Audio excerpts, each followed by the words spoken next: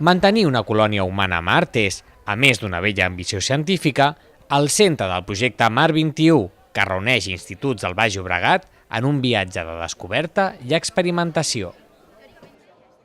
Una cinquantena d'alumnes de tots els centres de Viladecans han participat en algun dels grups que treballaven en projectes de física, electrònica, química o robòtica. I avui era el dia d'ensenyar i explicar els seus resultats al campus que la Universitat Politècnica de Catalunya té a Castelldefels. Lo que hacemos es calentar el agua para que al meterla en el hielo, poniéndolo un huevo dentro, un huevo encima, el cambio de presión sea tan brusco que dentro haya menos presión, la presión de fuera sea mayor y el huevo se meta hacia adentro.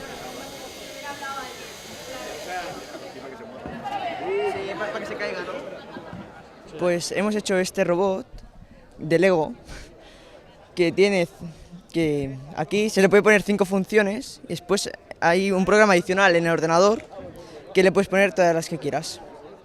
Y hemos hecho varios sensores, un sensor de luz, un sensor de temperatura y luego pues con el circuito podemos hacer que, por ejemplo, cuando haya alta temperatura parpadeen los LEDs rojos avisando y también cuando haya mucha luz que parpadeen los LEDs verdes, y cuando haya tanto mucha luz como mucha temperatura pues hace un parpadeo al estilo del Coche Fantástico.